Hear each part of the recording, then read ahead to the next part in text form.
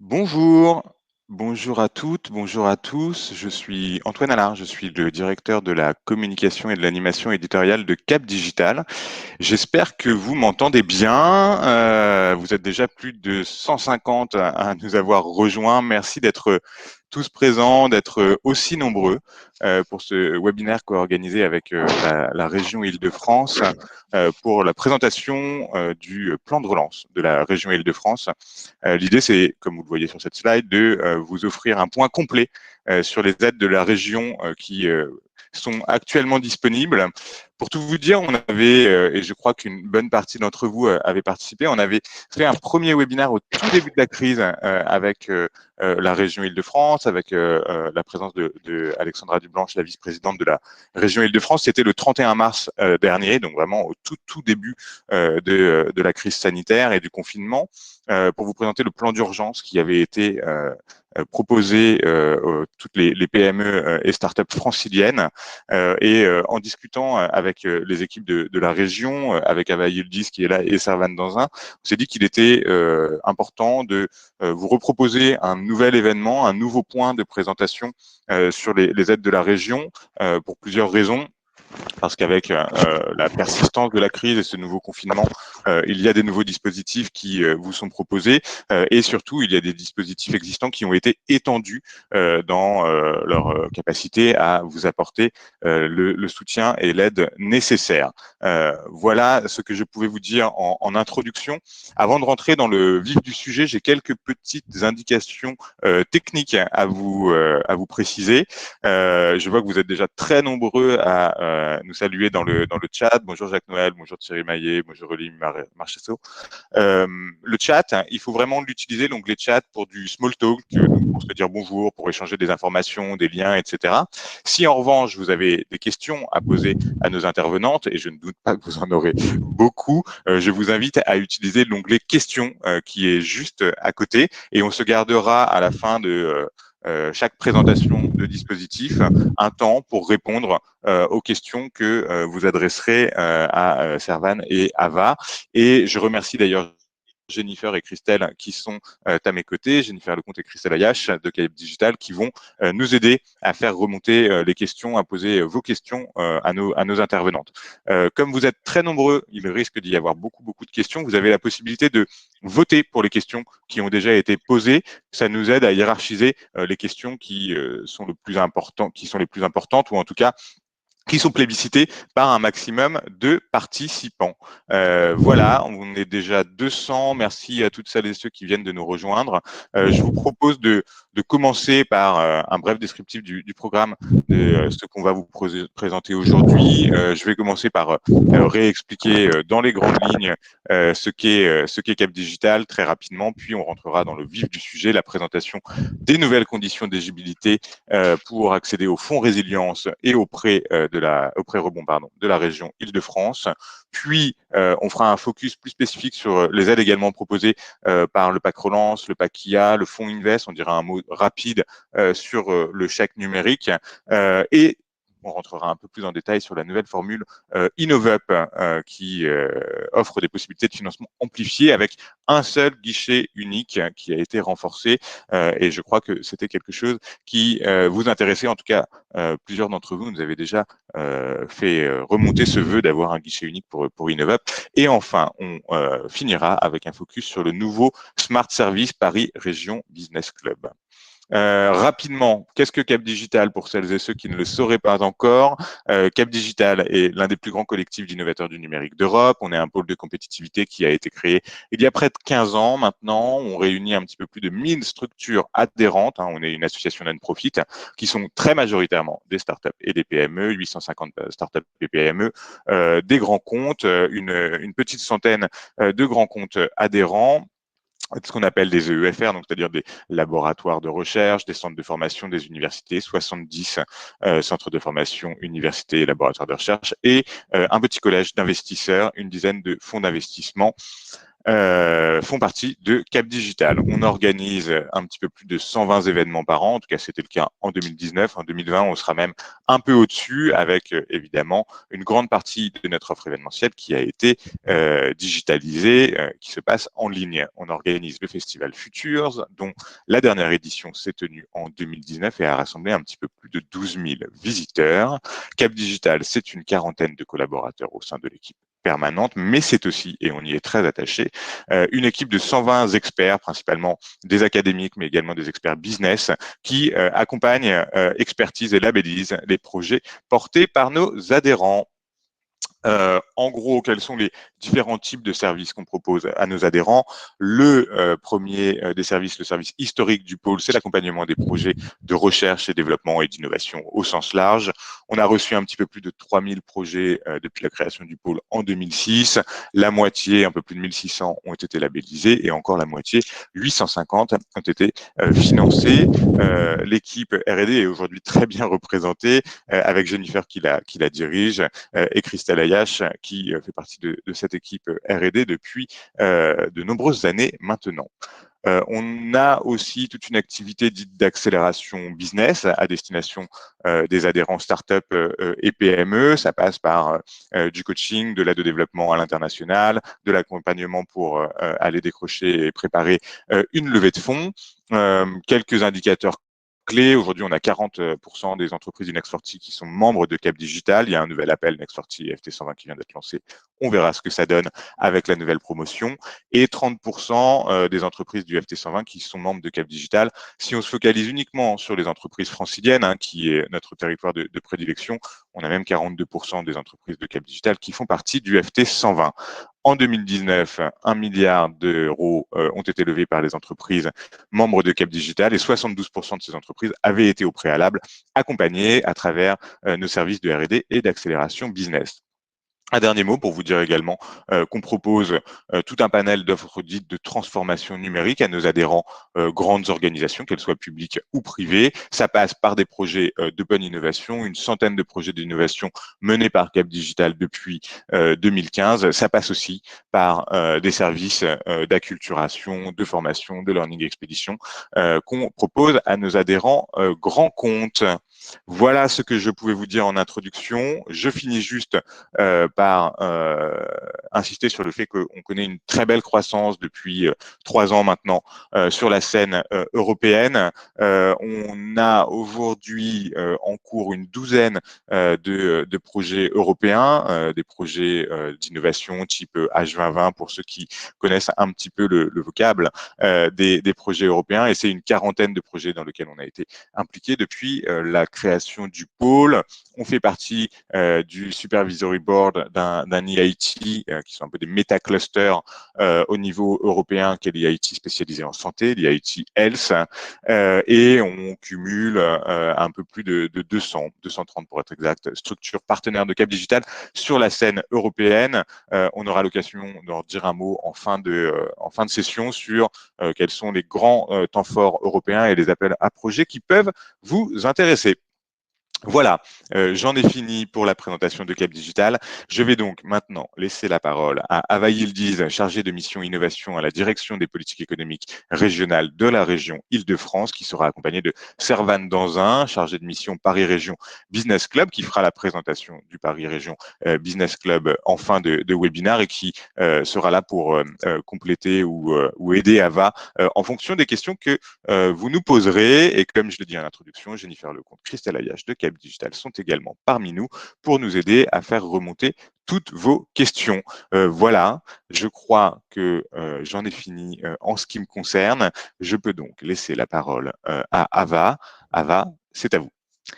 Merci Antoine pour l'introduction. Bonjour à tous. Comme le précisait Antoine en préambule, l'idée de ce webinaire, c'est vraiment de vous présenter d'une part les aides d'urgence et de relance qui ont été votées dans le cadre du plan de relance régional et d'autre part vous faire une piqûre de rappel sur les aides dites classiques, notamment aide à l'innovation et autres dispositifs qui ont vocation à vous aider dans vos projets de développement, de façon à vous montrer qu'ils sont toujours à disposition et que vous pouvez les utiliser mobiliser pour vos différents projets dans cette période qui est très difficile. Donc, comme évoqué, le plan de relance régional a été voté donc, durant l'été pour 1,3 milliard d'euros, ce qui est assez inédit.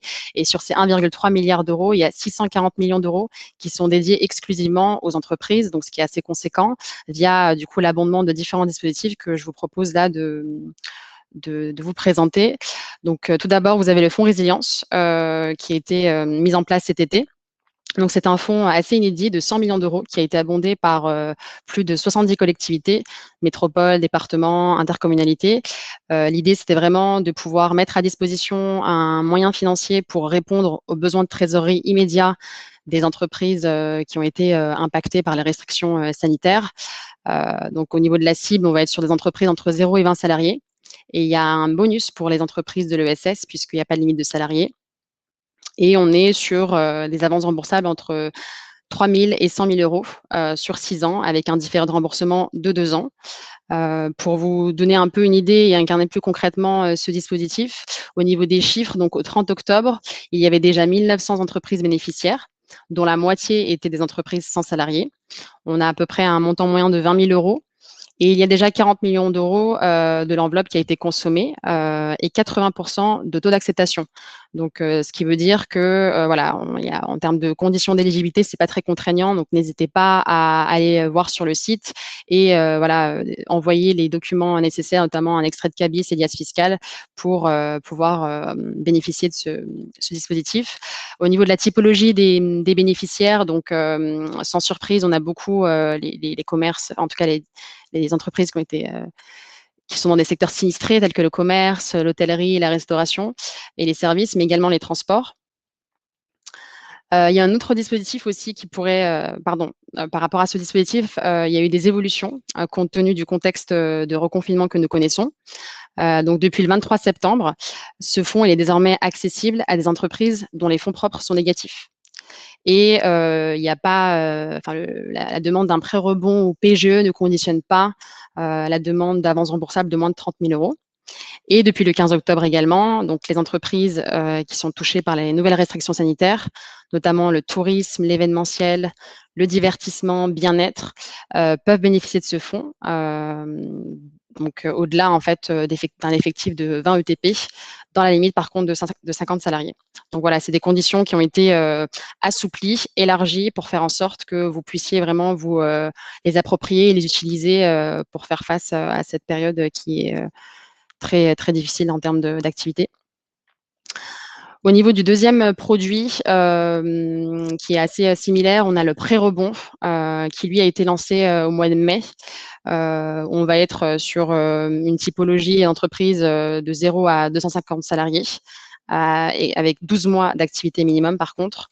L'idée, c'est pareil, de renforcer la trésorerie des entreprises et leur permettre de pouvoir continuer d'investir sur des projets de développement. Donc, les dépenses éligibles, ça peut être des dépenses d'investissement corporel, d'achat de machines ou immatériel aussi, donc la prospection, publicité, etc. On est sur un soutien financier sous forme de prêt à taux zéro, entre 10 000 à 300 000 euros, avec un différé de remboursement de 2 ans. Donc, vous avez, à chaque fois, je vous ai mis le lien pour avoir une idée des démarches. Donc, n'hésitez pas à regarder. Puis, le cas échéant, on essaiera de répondre à vos questions dans 5 minutes. Pareil, pour vous donner quelques chiffres, donc au 30 octobre, on a 4 800 entreprises bénéficiaires. En moyenne, on est sur 4 salariés avec 50 000 euros de chiffre d'affaires, un montant moyen de 49 000 euros. Il y a déjà 237 millions d'euros qui ont été consommés et un taux d'acceptation de 66%. Et pour la typologie des bénéficiaires, on retrouve un petit peu ce qu'on a pour le fonds résilience avec en sus des entreprises industrielles. Et enfin, autre mesure phare du plan de relance, il y a le PAC Relance, qui repose en fait sur une offre de conseils stratégiques et opérationnels gratuite, clé en main, voilà, pour accélérer la réflexion autour de la diversification de l'activité, la recherche de nouveaux débouchés commerciaux, en France ou à l'étranger, mais également la relocalisation de certains fournisseurs ou unités de production. Ce dispositif est le fruit voilà, des réflexions, en tout cas, qui ont été menées suite à la pénurie d'équipements de protection individuelle que nous avons connue malheureusement durant le premier confinement, où a émergé sur la table le sujet de la souveraineté industrielle et de la sécurisation des chaînes d'approvisionnement. Et à ce titre, voilà, on lance à partir de janvier 2021 ce pack qui se décline en 2 temps. Donc, il y a un premier module qui va permettre à une centaine d'entreprises de bénéficier d'un diagnostic 360. Qu'est-ce que ça veut dire? C'est faire le bilan un petit peu des impacts de la crise sanitaire sur l'activité et identifier des effets de rebond à activer, notamment sur la stratégie achat, approvisionnement à revoir, l'environnement concurrentiel, la stratégie financière, les outils de production. Et ensuite, suivant une logique entonnoir, il y aura à peu près une vingtaine d'entreprises qui pourront bénéficier d'un accompagnement sur mesure, beaucoup plus poussé, pour celles d'entre elles qui ont décidé d'engager une démarche de relocalisation et diversification. Où là, on va avoir un appui en conseil sur, par exemple, pour la relocalisation, vous aider à identifier les risques fournisseurs, les bons sous-traitants, également les sites d'implantation, en lien également avec l'agence d'attractivité, par exemple, Choose Paris Region pour les projets internationaux, par exemple, mais également la SEM patrimoniale Île-de-France qui, elle, facilite l'accès aux fonciers industriels.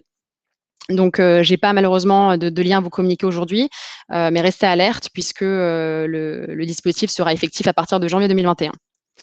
Voilà. Je ne sais pas si vous voulez qu'on prenne des questions ou qu'on continue encore, puisque là, après, je vais passer sur la partie des aides existantes, puisque je vois qu'il y a beaucoup de questions. Oui, Ava, merci. Je pense que, ouais, exactement. Donc, on va commencer à te poser quelques questions. On a Isabelle, et il y a des questions qui peuvent être remontées. Hein. Je réinforme juste tout le monde.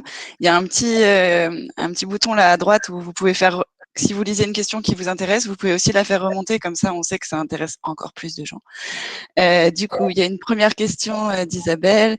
J'aimerais savoir s'il y a des aides pour les entreprises très récemment créées qui n'ont pas encore de salariés ni de CA, en fait, que le loyer et les charges fixes. C'était la première question qui nous a été posée tout à l'heure. Ava. Alors, pour celles qui viennent d'être créées, on a le fonds de solidarité, parce que le fonds de résilience et le prêt rebond, on est plutôt sur des activités minimum de 12 mois. Mais pour celles qui viennent d'être créées, on n'a pas d'autres dispositifs, malheureusement. Ok, merci beaucoup. Une autre question de Julien. Est-il possible de demander un nouveau prêt rebond lorsqu'on a demandé un de 50 000 € en juin?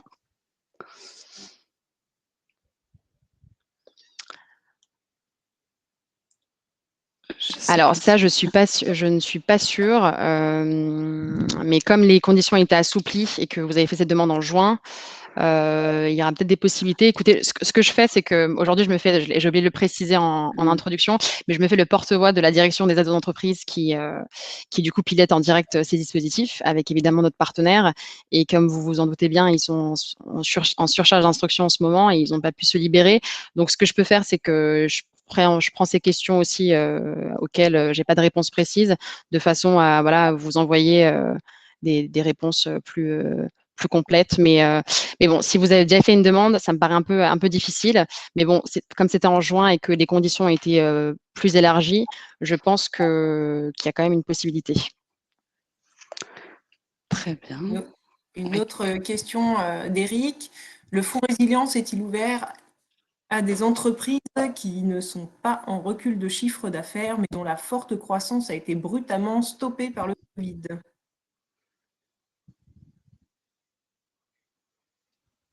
Oui, bien sûr, c'est l'objet du fonds en fait. L'idée, c'est que toutes les entreprises dont l'activité a été fragilisée par les mesures de restriction sanitaire puissent bénéficier de ce fonds pour faire face au choc de trésorerie qu'elles connaissent dû à leur base d'activité. Donc effectivement, c'est tout à fait possible.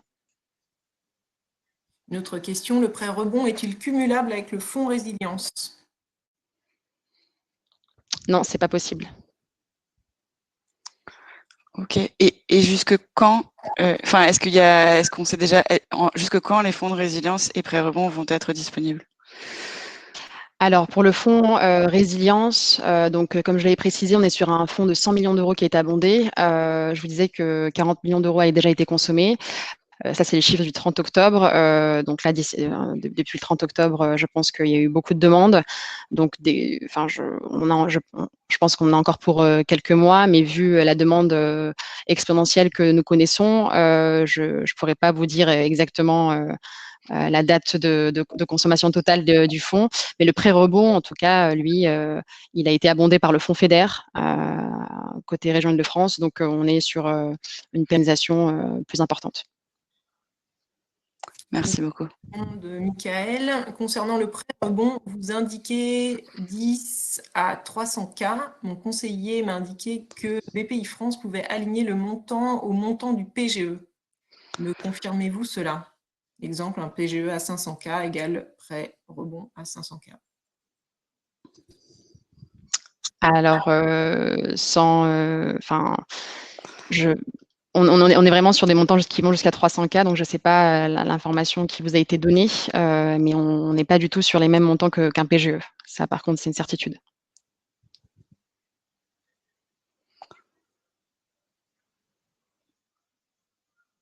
Ok, on a une autre question.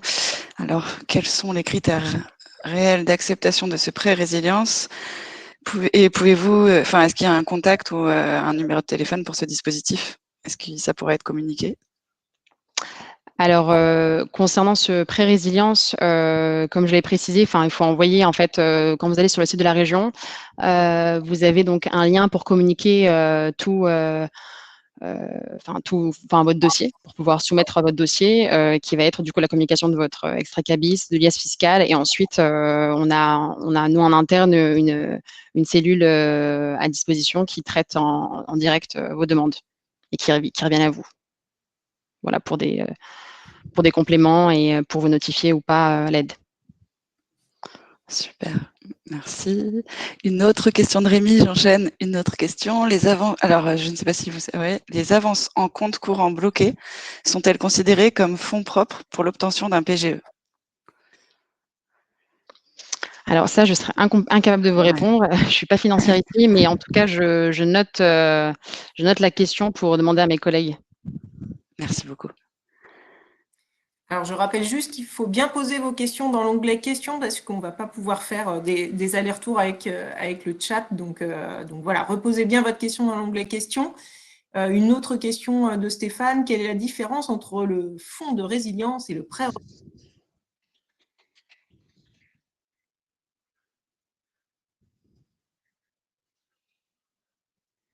On est sur, la différence, c'est qu'on est sur, pour le fonds résilience, on va être sur en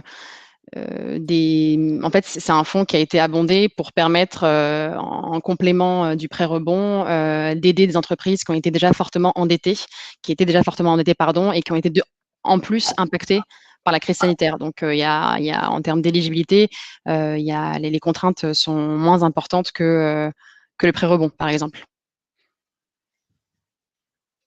En tout cas, sur le remboursement et la durée, on est sur des durées similaires. Merci. Le prêt rebond est-il limité aux fonds propres de l'entreprise?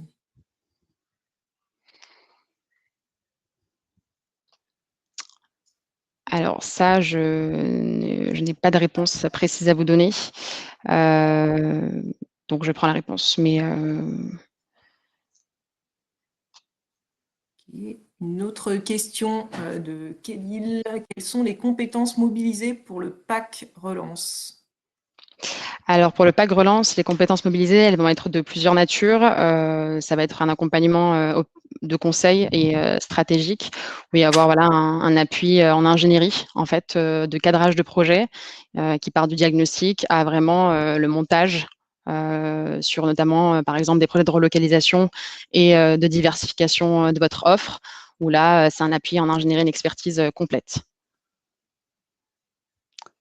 Donc, c'est de la mise à disposition de ressources humaines, en fait, pour vous aider vraiment dans dans votre stratégie et dans la réorientation de vos activités.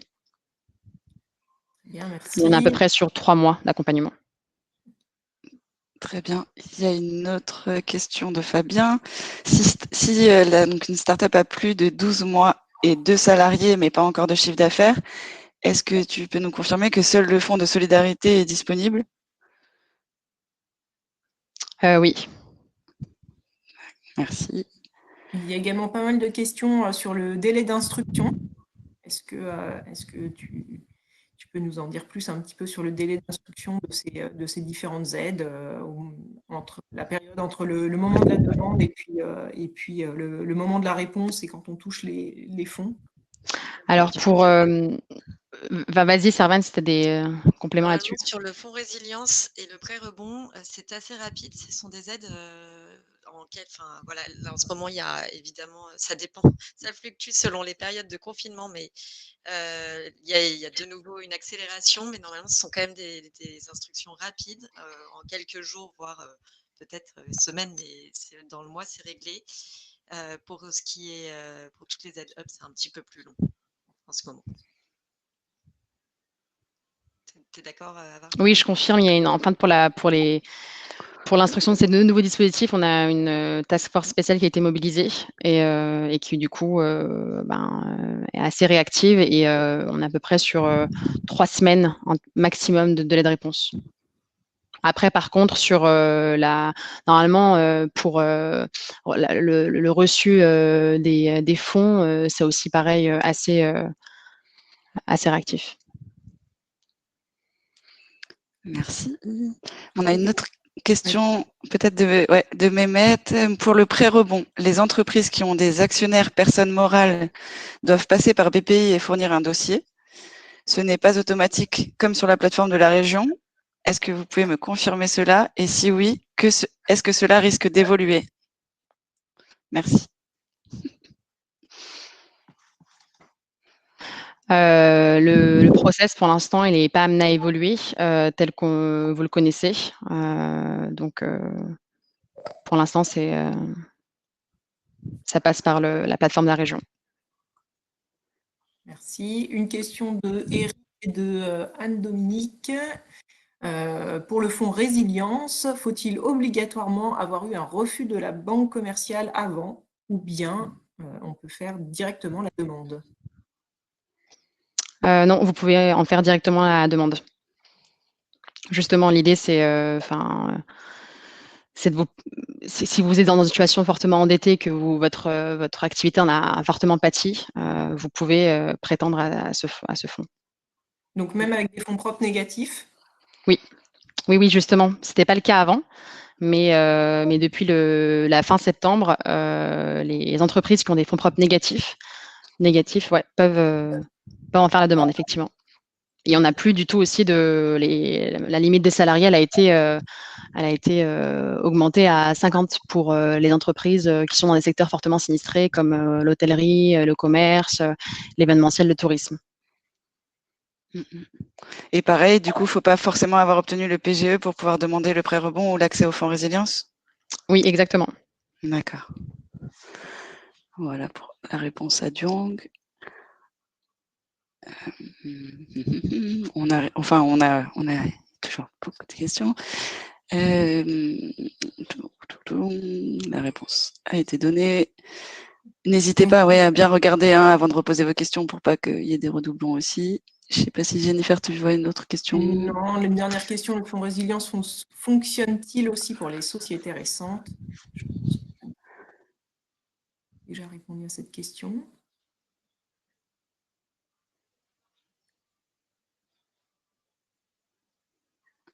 Voilà.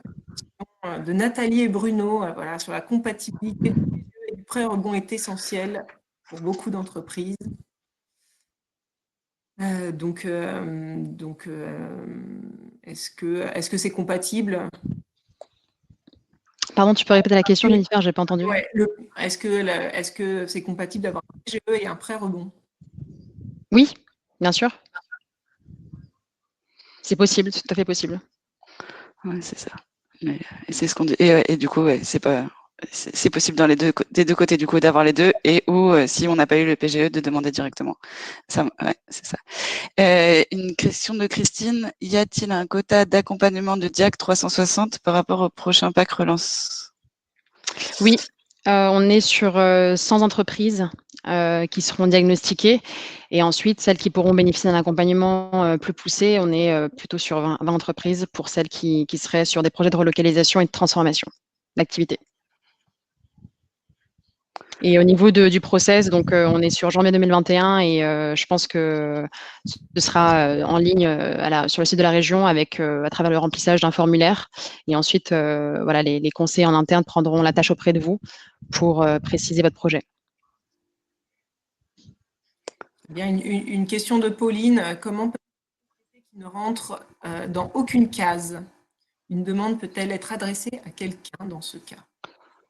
Alors, on a, pour votre information, un mail générique, aide.économique@île-de-france.fr. Donc, n'hésitez pas à envoyer vos questions et vos sujets de difficulté via ce mail. Et puis, nous, en interne, on a des équipes qui pourront y répondre. Merci beaucoup. On va peut-être passer à la suite de la présentation. Si vous en êtes d'accord, on vous fera remonter de toute façon les questions, on fera remonter vos questions à Ava. C'est ça. Alors du coup, pour cette partie-là, donc je vais représenter les différents dispositifs d'aide que nous déployons depuis quelques années à la région. Donc, en premier lieu desquels, vous avez les aides à l'innovation, Innovop, que certains d'entre vous connaissent peut-être déjà. Donc, l'objet de ces aides, c'est de vraiment permettre à des projets de R&D et à forte composante technologique et sociétale de pouvoir émerger et à fort potentiel d'emploi pour l'Île-de-France. Avant, on était plutôt sur une aide qui était séquencée par phase de développement avec la faisabilité, le développement, l'expérimentation et le prototypage. Donc, c'était un petit peu parfois difficile pour les entreprises qui soumettaient des projets de pouvoir vraiment s'y retrouver et proposer un dossier qui rentre dans les conditions d'éligibilité de chacune de ces phases. Et compte tenu de ces retours-là, depuis 1 an et demi, les services de la région travaillent en étroite collaboration avec BPI France, puisque c'est une aide qui est cofinancée à 50% région BPI, où l'idée, c'était, comme le précisait Antoine en introduction, de renforcer l'accessibilité et la lisibilité de cette offre.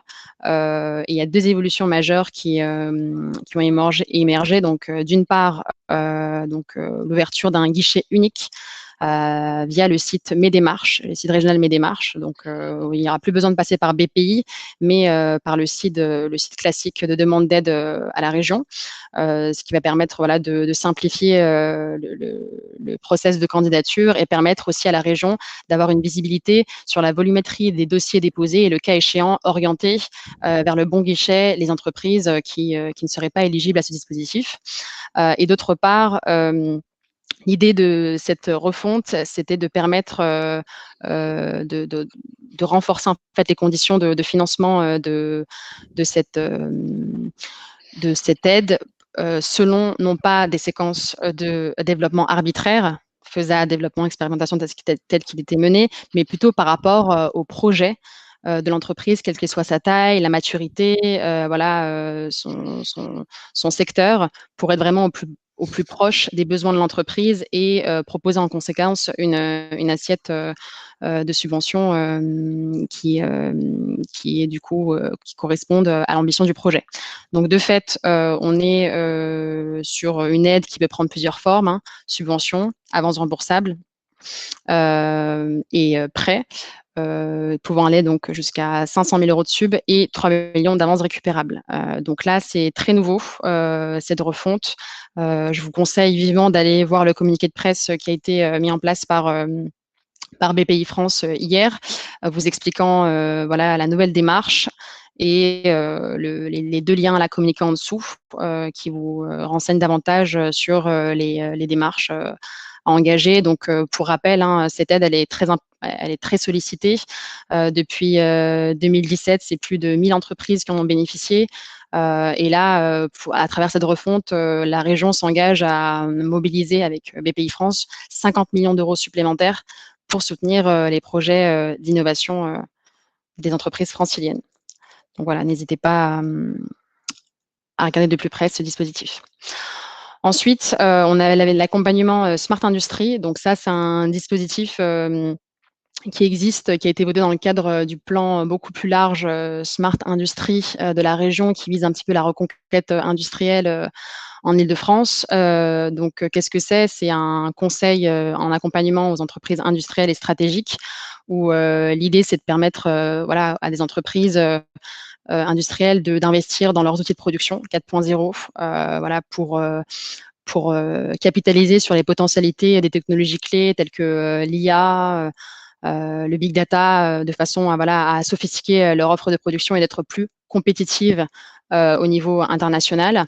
Donc, comment ça se passe? Il y a 2 parcours. Donc, la feuille de route, le diagnostic feuille de route, où là, il y a 100% du coût qui est pris en charge par la région, ce qui veut dire que cet accompagnement est gratuit pour vous. Et ensuite, il y a la phase de mise en œuvre, qui va jusqu'au déploiement d'un POC pour voilà, essayer de vous aider dans la définition de votre performance industrielle. Et là, on est sur une prise en charge de 80%. Voilà, donc les démarches sont disponibles sur le site ci-dessous.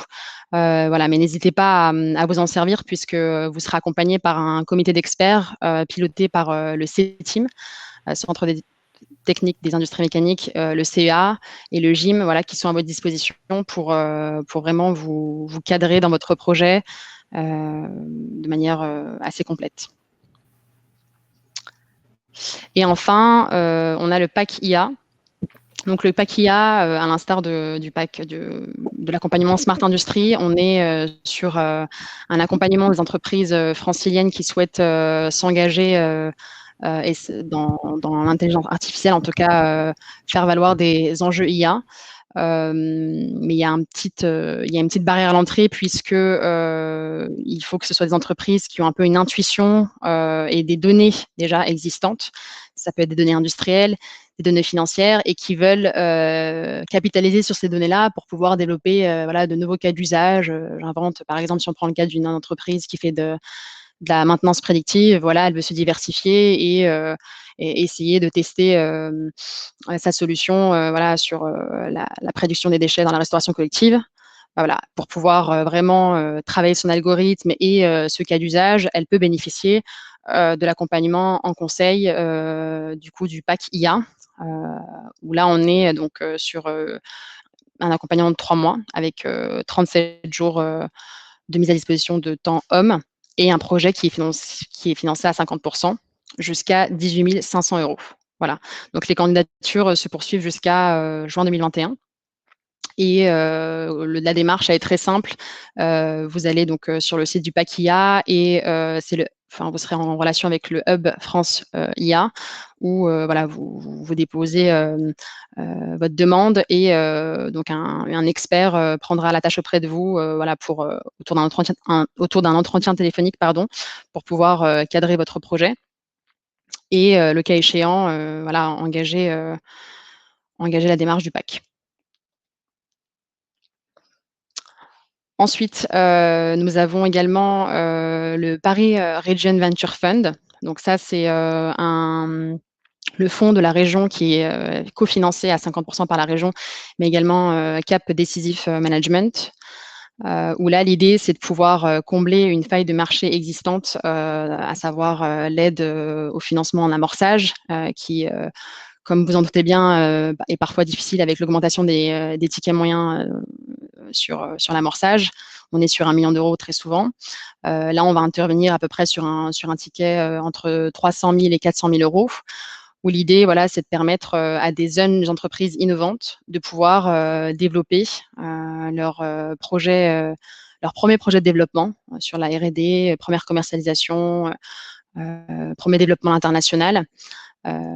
Et on est donc sur des tickets qui peuvent aller de 100 000 € à 1 million d'euros, avec une moyenne de 300 à 400 000 €. Et on intervient en co-investissement. Donc, il faut aussi aller chercher des business angels, d'autres investissements privés. Donc, on est voilà, n'hésitez pas à aller voir de plus près ce que fait ce fonds-là pour pouvoir répondre à vos besoins en financement en amorçage sur le site indiqué ci-dessous. Ava, je me permets juste de te couper. On a déjà reçu beaucoup de questions sur Innovup et le paquillage. Je me demande Bien si c'est sûr. pas opportun de faire une petite pause ici, Ouais, très bien. réponse, pardon.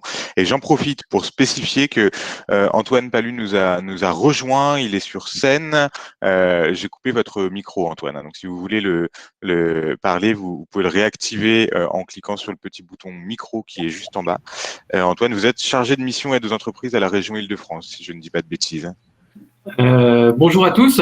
Bonjour. C'est pas tout à fait une bêtise, hein. Donc, je suis chef de service aide aux entreprises au sein de la direction des aides entreprises, aux aides aux entreprises. Donc voilà, je me tiens à la disposition des questions qui pourraient venir, hein. Je viens de rejoindre le webinaire, hein, donc je m'excuse de mon retard. J'ai vu quelques questions, j'irai passer sur lesquelles on pourra peut-être revenir dans un second temps ou en fin d'intervention. Mais voilà, on est tout à fait ouvert aux questions qui pourraient être posées. Très bien, merci Antoine. Et vous pouvez aussi répondre directement dans l'onglet questions en texte pour taper les réponses aux questions auxquelles on n'aurait pas encore répondu si vous le souhaitez. Jennifer, Christelle, est-ce que vous avez sélectionné déjà quelques questions qui nous sont remontées?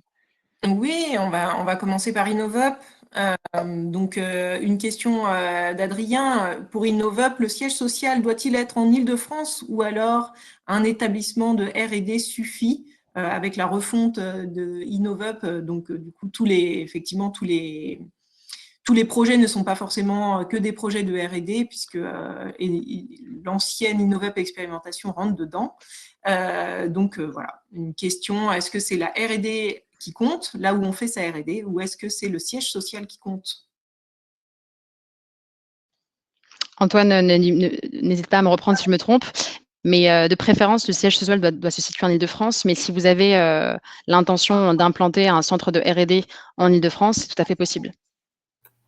Tout est question, en fait, il n'y a pas de nécessité d'avoir son siège social. Tout est question d'ancrage aussi francilien. Et je dirais, voilà, le poids que le projet le poids du projet en Île-de-France, je dirais globalement par rapport à l'entreprise. Donc ça fait, je dirais, partie des critères d'opportunité d'aller soutenir via les fonds régionaux. Mais on n'a pas de blocage a priori si le siège de l'entreprise est hors Île-de-France.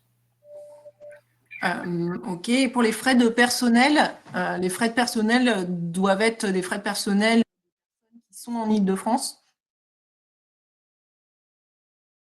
Ou est-ce que des frais de personnel d'une entreprise Non, de fait, voilà, il faut que la R&D, de toute façon, la R&D se passe en Île-de-France.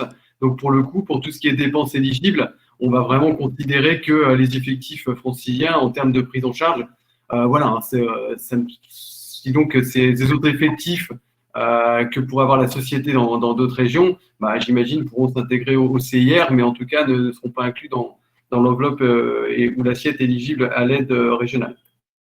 Merci beaucoup. Est-ce que les aides Innovup sont cumulables? Alors, c'est une question de Céline, sachant, Céline, que du coup, Innovup Développement n'existe pas, hein, n'existe plus. C'est maintenant Innovup tout court. Donc, si elle a déjà un Innovup expérimentation, est-ce qu'elle peut recumuler avec un autre Innovup sous la nouvelle mouture?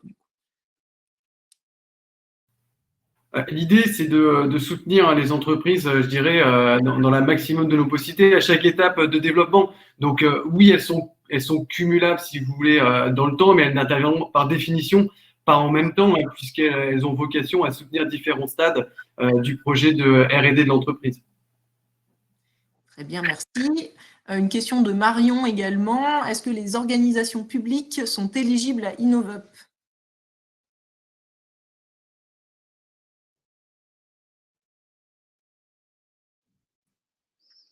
Non, c'est des entreprises. Après, dans le cadre d'Innovup XP, par exemple, on va être sur la possibilité pour le financement en fait d'un POC, une expérimentation sur un terrain d'expérimentation. Là, les entreprises, enfin les organisations publiques peuvent en tout cas accueillir le terrain d'expérimentation et bénéficier en tout cas d'une start-up qui travaille sur un sujet qui lui intéresse. Merci. Et également sur les taux d'intervention pour Innovup. C'est notifié que ça peut monter au-delà des 45% pour les entreprises. Préciser également cet aspect.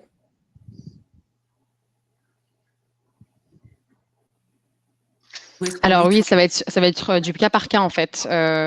Donc effectivement, le seuil de 45% n'est plus arbitraire, mais ça va vraiment être au cas par cas par rapport à votre projet, vos capacités financières, votre ambition de développement. Ça se changera par rapport à ça.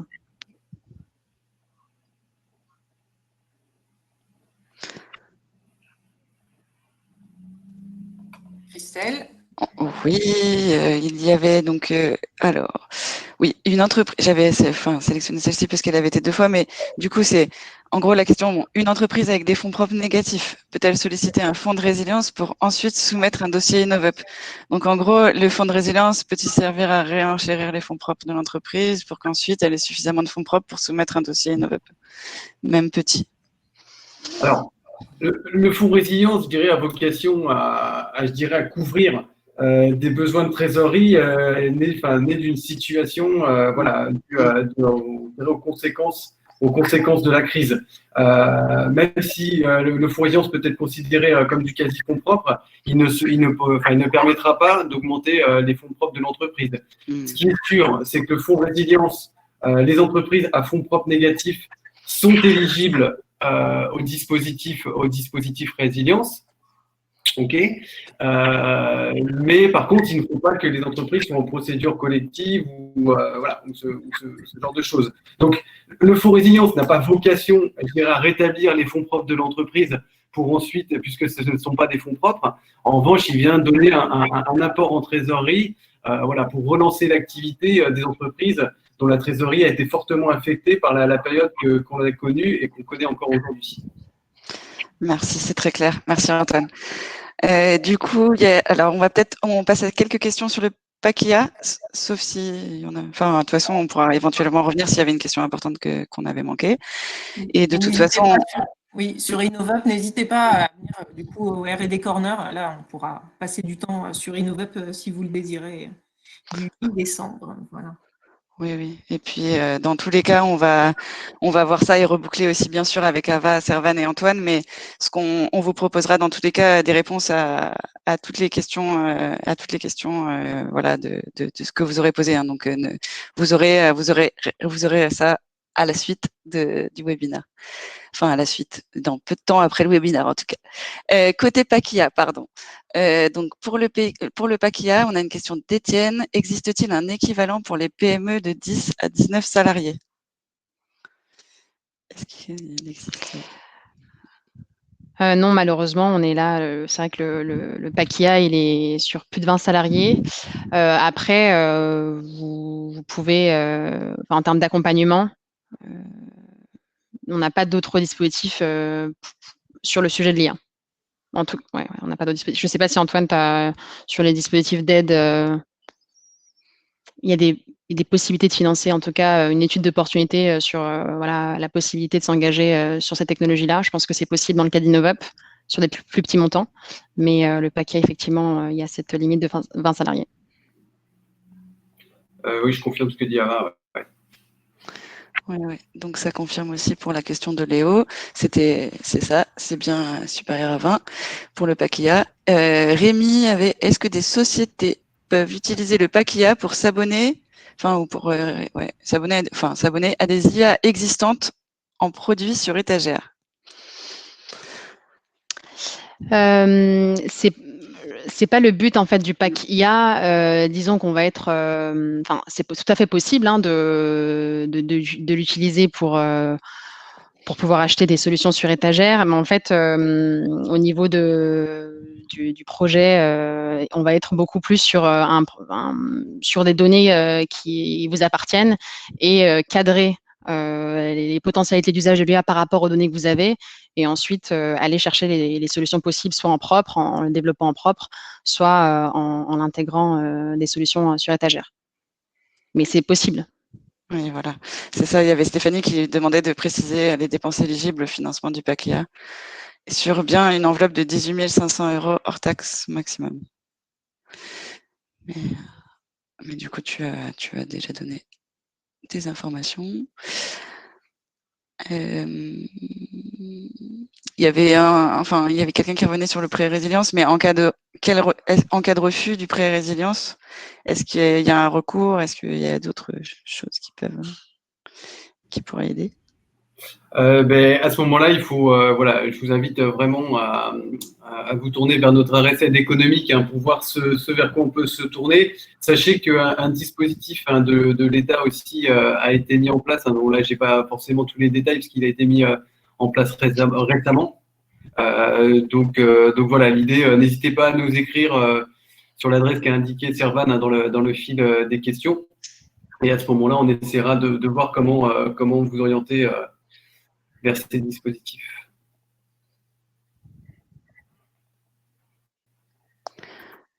Ok. Il y avait une question, le PRVC réservé à des entreprises qui ont quel âge? Est réservé à des entreprises qui... Est-ce qu'il y a une limite d'âge? Enfin, est-ce qu'il y a... Ouais. Pardon. Oui, j'ai compris. Donc, sur le PRVF, est-ce qu'il y a une limite d'âge? Alors, il n'y a pas de limite d'âge à proprement parler. En fait, j'imagine que, en fait, on parle de jeune entreprise. Donc, c'est vrai, qu'est-ce qu'on met derrière jeune entreprise? Voilà, ce qui est important de savoir, c'est qu'il faut que l'entreprise soit encore à un chiffre d'affaires inférieur à 1 million d'euros. Et c'est vrai que si on peut avoir une interprétation sur la jeunesse, voilà, on est vraiment sur de l'amorçage. Donc, c'est vrai que certaines typologies d'entreprises peuvent connaître des périodes d'amorçage relativement longues. Mais voilà, au-delà de 5 ans, et encore, on est plutôt dans les 3 premières années. Au-delà de 5 ans, en tout cas, ce qui est sûr, c'est que on n'est plus entre guillemets une jeune entreprise. Mais après, la société de gestion, on peut aussi regarder si l'entreprise est un peu plus âgée, on peut regarder quand même le dossier de manière plus précise. Mais l'idée, voilà, c'est un maximum de 3 à 5 ans, quoi. Oui, c'est ça. Et un chiffre d'affaires inférieur à moins d'1 million d'euros. Mais effectivement, là, comme du coup vous le disiez, Antoine, est-ce qu'il y a une autre question du coup de Corinne, effectivement, pour une entreprise, par exemple, qui aurait été créée il y a 10 ans, mais qui a changé de marché il y a 3 ou 4 ans. Ça peut être éventuellement regardé. Alors, pour être tout à fait franc, c'est un peu compliqué parce que une entreprise qui a 10 ans mais qui a changé de marché, c'est très difficile à valider parce qu'en fait, nous, on est aussi, on a eu des financements européens et voilà.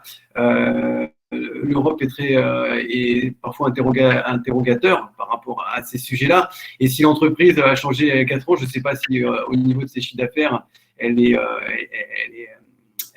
rentre dans les clous. Ce qu'il faut bien prendre en compte, c'est que voilà, on est quand même vraiment sur des premiers tours de table aussi. Donc, je dirais que c'est tous ces éléments qui vont être pris en compte, mais je dirais de manière assez instinctive que, à mon sens, l'entreprise qui pose la question, à mon sens, ne sera pas forcément éligible à ce dispositif, même si ça demande d'être vérifié, puisque là, on est vraiment sur un cas très particulier. Très bien. On a de nouvelles questions InnovUp, c'est normal. Oui, je vais vous laisser le rappeler, mais du coup, on est InnovUp, contrairement aux autres aides qui ont pu être précédemment présentées par Ava, nécessite bien des fonds propres positifs. Et il faut bien pouvoir justifier pour InnovUp de 50%, de 50% de financement de fonds propres. Est-ce que vous nous confirmez ça?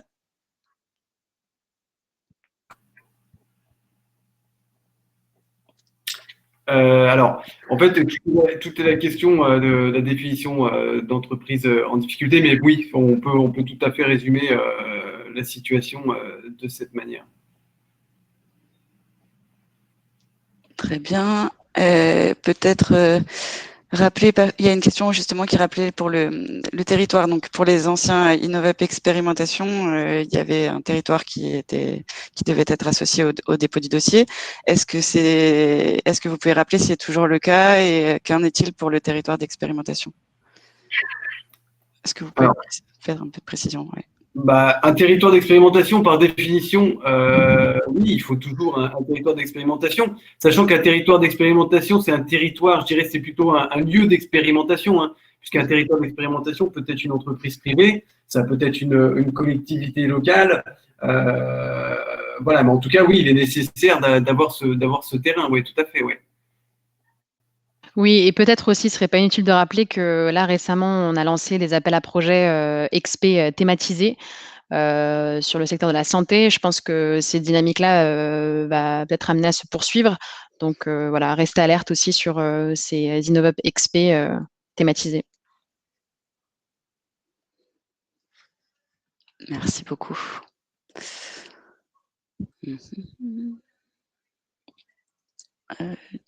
Donc, on a passé pas mal de questions. Et les conditions, alors oui, c'était toujours pour l'XP. Pour InnovUp, si je comprends bien, le volet XP n'existe plus en tant que tel, oui. Mais peut-on encore déposer un dossier avec une expérimentation dans un lieu public? Oui. Et si oui, existe-t-il encore les conditions d'avant, notamment la localisation de l'expérimentation en Île-de-France? Vous confirmez que oui? Oui, ça, il n'y a pas trop de changement. C'est ça. Donc oui, oui et oui.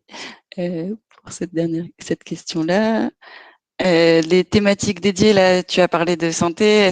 Quelles seraient d'autres? Est-ce que tu as déjà d'autres thématiques? Il y a des questions qui arrivent là-dessus par Thierry. Alors, on n'a pas encore de thématique là arrêtée, mais ça va être, ça résonnera très certainement avec nos filières prioritaires, donc que sont la santé, l'industrie aéronautique, automobile, les secteurs de la ville durable. Voilà, donc ce sera plutôt les filières aussi de la transition environnementale qui pourront être amenées à être déclinées en InnovUp XP. Donc tout ce qui a trait à des sujets maintenant ces filières. Très bien. Jennifer, as-tu d'autres questions? Je crois que Jennifer a dû nous quitter. Une question, Thierry qui demande sur les industries culturelles pour InnovUp XP. Est-ce que ça fera partie des thématiques prioritaires, sachant que c'est un secteur qui souffre quand même beaucoup en ce moment?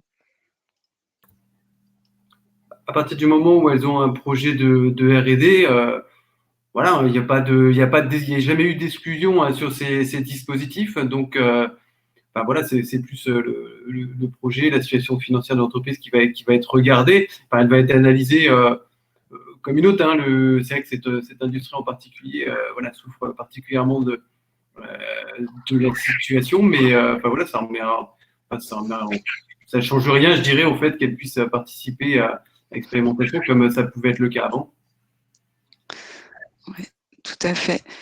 Du coup, pour les délais, est-ce que vous pouvez nous rappeler donc quels sont les délais de traitement des demandes pour InnovUp et quelles tranches sont débloquées en début ou fin de projet? Est-ce que vous pouvez nous donner quelques précisions là-dessus?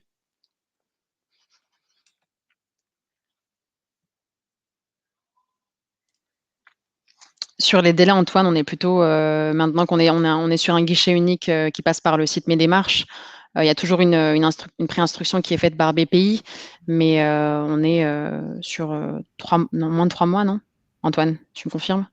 Je peux pas te le confirmer. Ce qui est sûr, c'est que voilà, on va avoir un meilleur contrôle, en tout cas des délais d'instruction, comme l'indiquait Ava, avec notre changement de point d'entrée. Honnêtement, là, j'ai pas d'informations précises. On pourra peut-être revenir vers vous là-dessus. Et puis après, il y a des systèmes d'avance hein, pour répondre à la deuxième question, voilà, qui sont les mêmes qu'auparavant. Donc, de la même manière, voilà, on pourra vous les indiquer dans un second temps.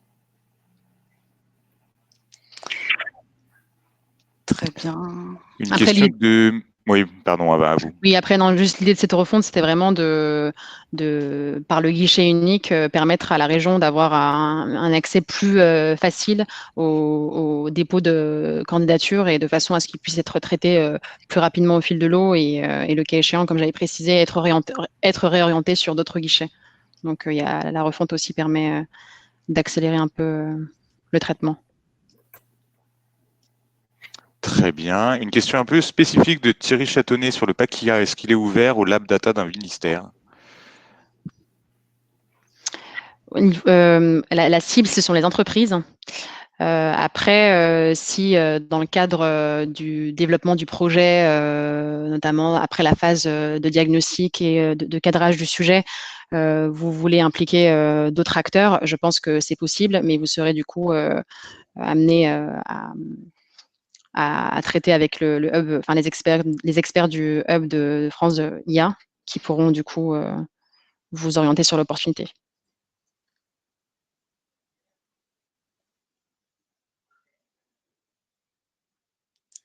Oui, peut-être comme on a parlé de tout âge tout à l'heure pour le PRVC, InnovUp est-il ouvert aux entreprises de tout âge? Vous confirmez que oui, du coup? Servan avait répondu oui. Mais oui, c'était une des dernières. Oui, je confirme. Des questions sur le pack IA, sur la nature des entreprises qui peuvent postuler. Est-ce que des filiales peuvent le faire? Est-ce que des entreprises mères plus filiales peuvent candidater pour réussir à être au-dessus du seuil des 20 salariés? Alors, de toute façon, pour les aides publiques, on a toujours une vision groupe, hein. Donc, je dirais à la fois dans un sens ou dans l'autre, hein. Parfois, les entreprises croient qu'ils sont une PME alors qu'elles ont un gros groupe au-dessus qui les sortent de ce statut, hein, même si elles ont une relative indépendance. Donc, de la même manière, il est tout à fait possible, voilà, pour à mon sens, qu'une filiale, même si elle ne rentrait pas dans les 20, à partir du moment où c'est fait partie d'un groupe, c'est le groupe, entre guillemets, quelque part, qui porterait le projet, quoi, pour le compte de sa filiale. Ok, merci Antoine. Écoutez, j'en avais une côté, oui, peut-être rappeler, enfin, quelqu'un redemande en fait le niveau de maturité, le niveau de TRL pour PRVC, en fait. Enfin, est-ce que vous pouvez essayer de repréciser ça, s'il vous plaît? Alors, il n'y a pas véritablement d'informations, hein, sur le niveau de TRL, hein, dans le cadre du PRVF, hein, donc c'est pas le PRVC. Oui, pardon. C'est pas très grave. Non, il n'y a pas de niveau de TRL exigé, hein, c'est une société de gestion qui étudie les dossiers. Voilà, donc qui ont une forte expertise sur les projets innovants. Et on a aussi un comité d'investissement, voilà, qui est aussi composé de personnalités spécialisées dans le secteur. Donc, on n'est pas vraiment sur des questions de TRL à proprement parler. Et juste peut-être aussi petite précision que j'avais pas nécessairement soulignée, l'entreprise, on parlait de jeunes entreprises innovantes, il ne faut pas qu'elle ait plus de 1 million d'euros de chiffre d'affaires au moment où elle fait cette demande. D'accord, merci pour cette précision. Ok, je crois qu'on a fait un bon tour des questions. Ouais. Je vous propose, Ava, peut-être de reprendre la présentation sur les autres dispositifs que vous souhaitez présenter. Alors oui, après, je ne sais pas, comme le temps tourne, je ne sais pas si Servan, tu veux présenter rapidement quand même le PRBC, l'offre de service.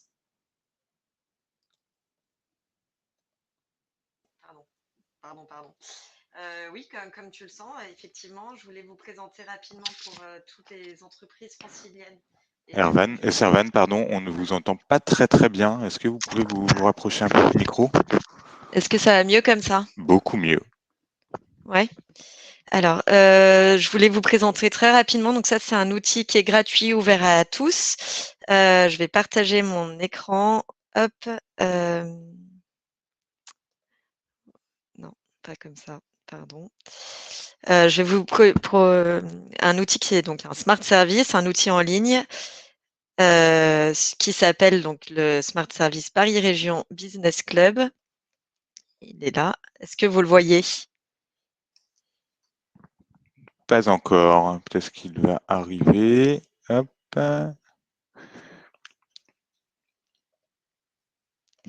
Non, ça va, on ne le voit pas pour le moment. C'est bon là? Voilà, il Ça y est. arrive. Parfait. Ok, voilà, donc c'est donc un outil qui est en ligne. Donc vous le voyez à l'adresse ici, Paris Région Business Club pour smartidf.service. C'est un annuaire intelligent qui donc permet à n'importe quelle entreprise d'aller chercher des partenaires, des prestataires à côté de chez elle, donc en Île-de-France. Donc vous faites une recherche, par exemple, dans le cadre de tous les appels à projets quand vous devez constituer un consortium. Vous faites une recherche par mots-clés. Donc là, par exemple, si vous cherchez une entreprise dans le domaine de l'automobile et du big data, hop, ça vous donne normalement. Alors, juste, qu'est-ce que j'ai fait sur mon truc? Ça vous donne je fais ça. Voilà, ça vous donne plein d'entreprises qui sont à côté de chez vous et qui vous pouvez chercher en fait vraiment par technologie, par savoir-faire de l'entreprise. Donc et par mots-clés. Donc c'est un annuaire qui vient d'être mis en ligne là, qui a un peu plus d'un mois et qui est ouvert à tous. Et pour toutes les entreprises qui ont déjà été soutenues par la région, vous avez un espace membre qui vous permet déjà d'aller remplir votre fiche, donc de rajouter par exemple les zones sur lesquelles vous êtes présent. Voilà, si je mets en détail, voilà, vous pouvez donner un petit peu plus toutes les activités. Vous pouvez taguer en fait votre entreprise pour qu'elle soit retrouvée plus facilement et qu'on ait un peu plus d'informations. Et quand vous êtes membre, vous avez accès à des fonctionnalités supplémentaires aussi. Donc, je vous invite vraiment à aller voir ce site qui est donc un outil qui a été développé là, dernièrement et qui est censé vous aider. Voilà. Je ne sais pas comment je fais pour ok, ignorer. Voilà, je vais enlever mon partage d'écran. Vous m'entendez encore ou pas? Oui, Ouais. Servane, c'est Ah, bon. On vient d'enlever le partage d'écran. On est de retour super. sur la présentation. Voilà, super. Je mets le lien du Paris Région Business Club dans le chat pour ceux qui ne l'auraient pas encore vu. Et du coup, je vais peut-être vous présenter rapidement le fonds Invest qui est dédié aux structures de l'économie sociale et solidaire, donc qui est aussi également ouvert aux associations, aux coopératives, pour voilà, des projets de développement. Donc, on est sur une intervention en capital investissement donc, sous forme de participation entre 100 000 et 300 000 euros. Donc, c'est la société de gestion SFIN qui gère le fonds. Et voilà, l'idée, c'était de pouvoir répondre aux besoins des acteurs de l'ESS en financement. Donc, n'hésitez pas à aller regarder sur leur site. Après, je ne sais pas si Antoine, tu as des précisions sur ce dispositif et éventuellement des évolutions à ajouter. Mais voilà, j'ai vu qu'il y avait beaucoup d'entreprises aussi de l'ESS qui étaient inscrites. Donc, n'hésitez pas à vous approprier le dispositif. Oui, c'est un dispositif vraiment qui adresse c'est strictement à les structures de l'économie sociale et solidaire, hein. Je dirais quelle que soit la forme juridique qu'elles peuvent prendre. Voilà, donc je ne sais pas s'il y a des entreprises de ce type autour de la table, mais en tout cas vous avez le contact, hein, si voilà, vous avez des besoins de financement, que vous êtes ouvert à des interventions en fonds propres. Voilà, le fonds Invest est tout à fait ouvert à regarder ces projets pour les soutenir. Et enfin, très rapidement, les challenges IA. Donc, la région a voté dans le cadre de son plan IA un certain nombre de mesures, parmi lesquelles les challenges qui ont vocation en fait à favoriser une espèce d'ingénierie de collaboration entre grands comptes et entreprises innovantes sur un défi scientifique et technologique qui mobiliserait du coup l'intelligence artificielle pour le résoudre. Donc, à ce titre, depuis 2 ans, on organise à peu près 3 à 4 challenges par an qui vise du coup à réfléchir sur l'usage de ces technologies dans des secteurs prioritaires tels que l'industrie, la santé. Et d'ailleurs, à cet effet, là, il y a 2 challenges en cours cette année. Donc, pour l'industrie, on est sur la problématique du développement de capteurs virtuels voilà, sur des contraintes structurelles locales subies par les avions en service sur la base de données de Dassault Aviation, c'est-à-dire que Dassault Aviation met à disposition ces données et ensuite un échantillonnage, bien évidemment, et ensuite vous avez donc plusieurs startups qui proposent en fait, en partant des données, des cas d'usage pour répondre aux défis posés par Dassault. Et par la suite, voilà, il y a toute une comitologie, un jury de décision qui se tient pour désigner le lauréat. Et donc d'ailleurs, par rapport à l'industrie, donc vous aurez la réponse lundi 23, enfin en tout cas l'ouverture pardon du challenge ce lundi-là. Et pour celui de la santé, donc qui vise à aider au diagnostic en oncologie pour améliorer les traitements du cancer sur la base des données de la PHP et de l'Institut Curie. Donc voilà, vous avez aussi des informations sur le site ci-dessous et puis l'ouverture est prévue en décembre. Et donc là, on va être à chaque fois donc plusieurs lauréats, 3 lauréats qui se partagent une enveloppe d'1,5 million d'euros pour pouvoir ensuite développer le projet pour lequel voilà, ils ont une solution compte tenu du défi posé. Voilà, je crois qu'on a fait le tour. Je ne sais pas si vous avez des questions sur ces 2 derniers dispositifs. Oui, merci. Du coup, il y avait des questions pour Servan, 2 questions, mais effectivement, Servan y a répondu. Il y en a une qui est peut-être, qui a peut-être pas été forcément. Peut-être Servan, tu peux répondre à la question. Donc, toutes les entreprises peuvent se référencer, peuvent-elles se référencer sur l'annuaire? Et tu as commencé une réponse, mais peut-être que quelques précisions à l'oral peuvent être. Pour l'instant, les entreprises qui sont référencées sur cet annuaire sont les entreprises qu'on connaît, qui ont été soutenues par la région, parce que justement, l'objectif, c'est un peu de montrer que ces entreprises sont connues de la région et que du coup, c'est pour ça qu'on les met en valeur. En revanche, c'est soutenu de façon assez large, donc c'est tout dispositif confondu. Et voilà, donc je vous invite à passer, voilà, à bénéficier du package complet, en fait, à la fois soutien financier et tout ce qu'on essaye de mettre en place en parallèle ou en complément. Merci Servan. Ava, Marianne nous fait justement remarquer qu'on avait annoncé un petit mot sur le chèque numérique en introduction. Je crois pas qu'on en ait parlé. Est-ce que en quelques minutes, vous pouvez nous expliquer en quoi consiste ce dispositif ? Oui, bien sûr. Alors, le chèque numérique, il avait été lancé depuis décembre dernier, où l'idée, c'était, donc, c'est un chèque qui va jusqu'à 1 500 euros, qui vise en fait à digitaliser les commerces de proximité, voilà, à augmenter leur présence en ligne, donc via l'achat, voilà, de SEO, de la création de sites web, par exemple, programme de fidélité en ligne, ou même achat de PLV sur site, par exemple, pour renforcer l'attractivité de son commerce et développer ses ventes. Et on est donc sur un chèque qui va jusqu'à 1 500 euros et prenant en charge, du coup, 50% du budget de la solution.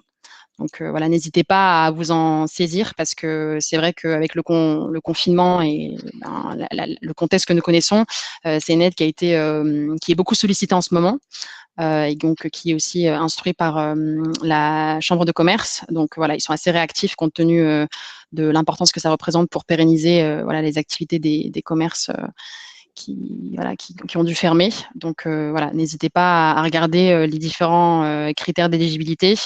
Et puis du coup soumettre votre solution. Donc c'est sur présentation de facture en fait, tout simplement. Et puis vous pouvez bénéficier jusqu'à 1 500 euros.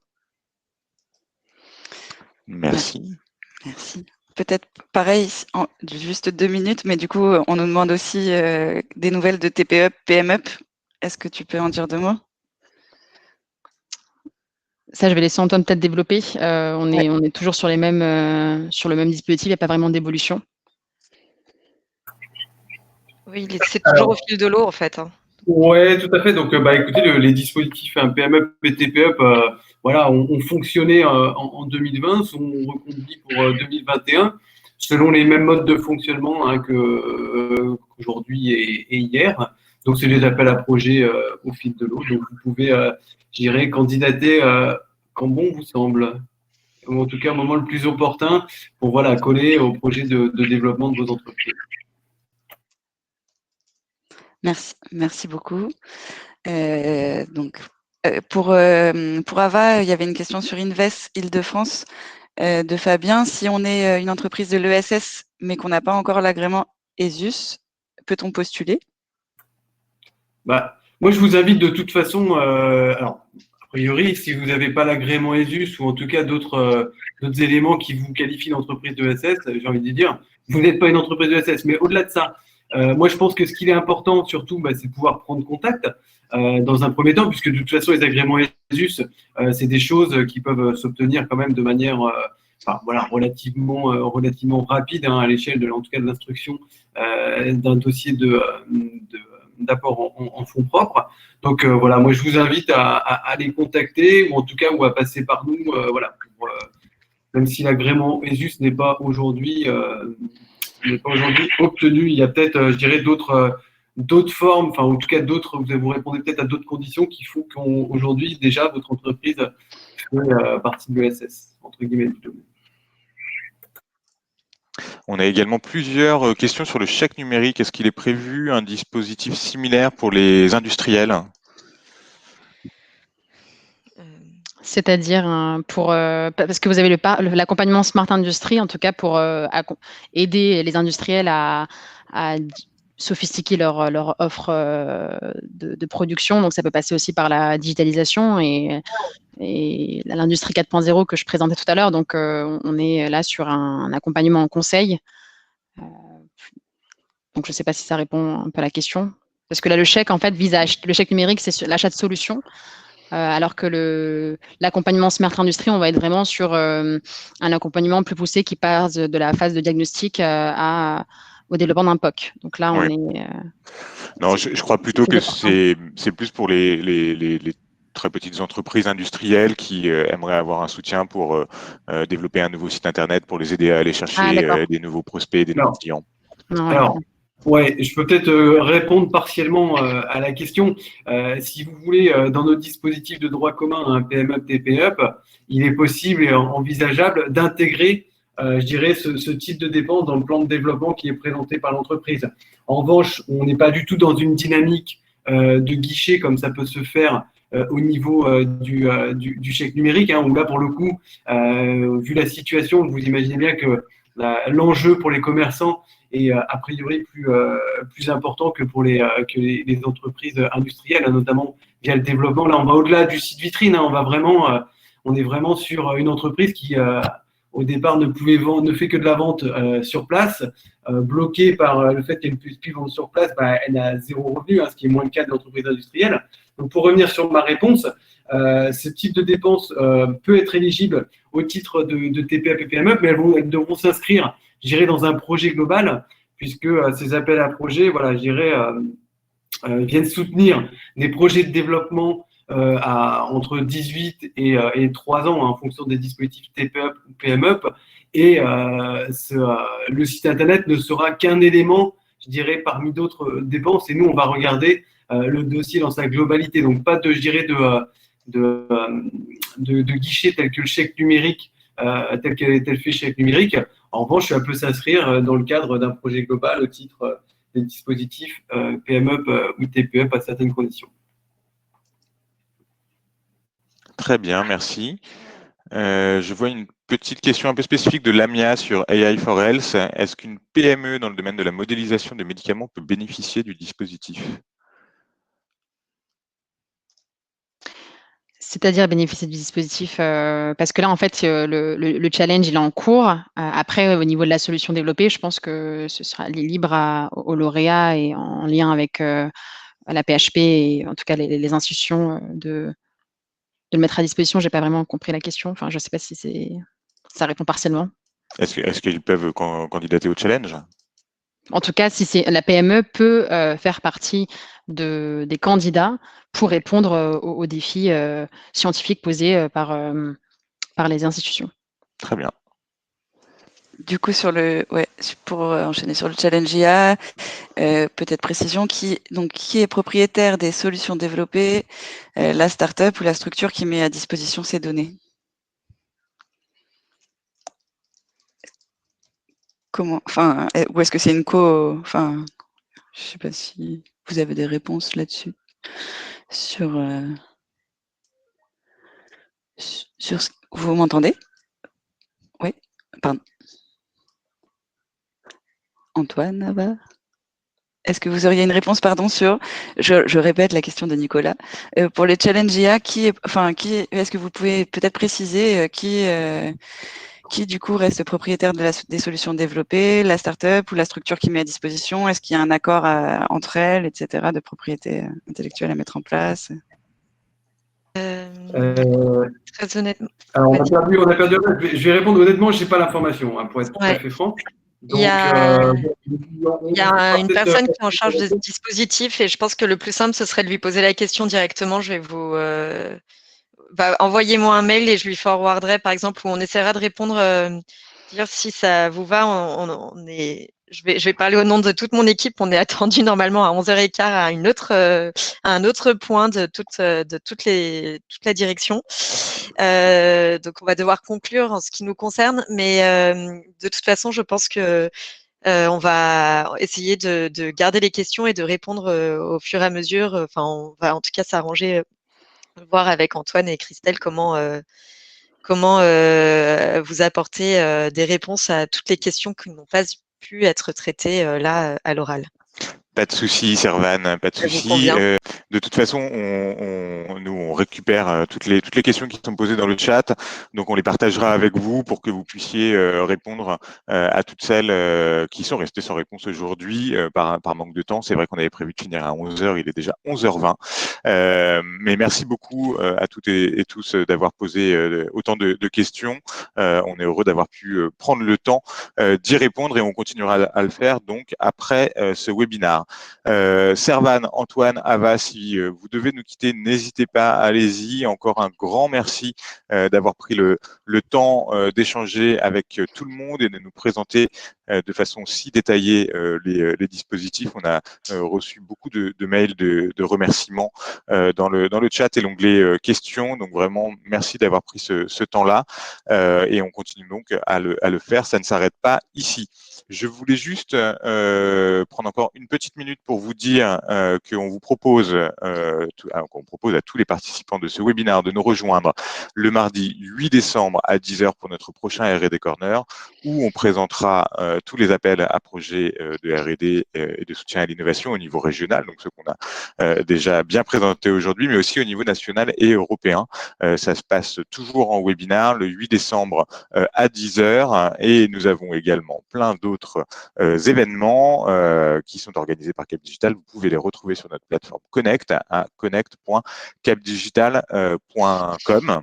Voilà, un dernier mot également pour vous dire, puisque la question nous a été posée beaucoup dans le chat, l'événement du jour, donc ce webinaire est disponible en replay. Le lien va vous être envoyé dès la fin de la session et on partage également avec vous les slides qui ont été projetés et utilisés aujourd'hui.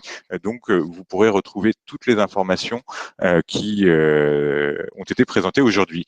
Voilà, un grand merci encore une fois à toutes et tous d'avoir participé à ce webinaire. Je vous mets tout de suite un petit bouton pour vous inscrire au R&D Corner de Cap Digital du 8 décembre. Comme ça, vous avez tout. Hop. Et on vous souhaite à toutes et tous une très, très bonne journée. À très bientôt. Et merci. Merci Christelle également. Merci à tous. Merci beaucoup. À très vite. Merci à tous. Bonne fin de journée. Merci Merci, Antoine. À Antoine. très vite.